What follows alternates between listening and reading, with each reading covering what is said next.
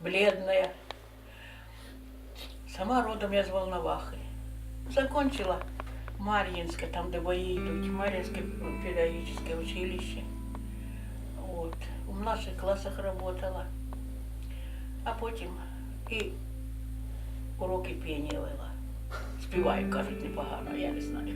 Холостячкою приїхала, тут заміж вийшла за Семена Бледного. А то родився в мене синочок один, потім вже заболіла. Син закончив, вчився хорошо, не схотів ні в інститут, нікуди. А вивчився на машиніста. А дід у 79-му году помер. Я залишилася то так сама. Живу, поки здоров'я було, тоді год 5, так у мене давлення і здоров'я немає. А так же, 15 соток огороду. Так, не жалуємося. Якби не війна тільки, Господи, так би все хорошо було. Криша побита була, син полатав, там снаряд упав у городі. У той, як я не називаю, що горів, фосфорний, мабуть. Горіла, я і глянула, думаю, все, це сарай горить.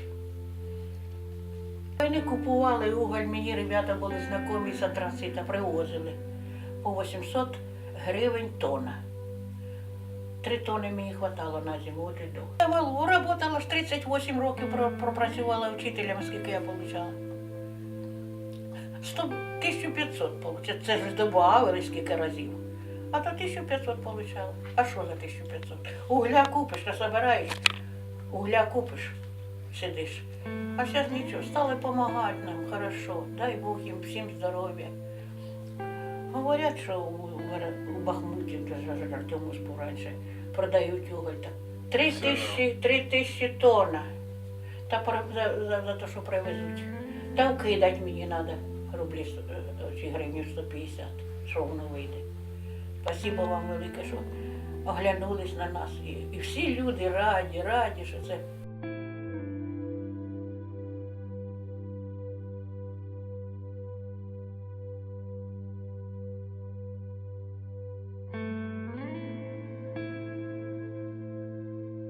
Хорошо. Горить хорошо і калорійне, я вже була, у людей бачила. І довго держить жар. І головне те, що багато немає жужелки.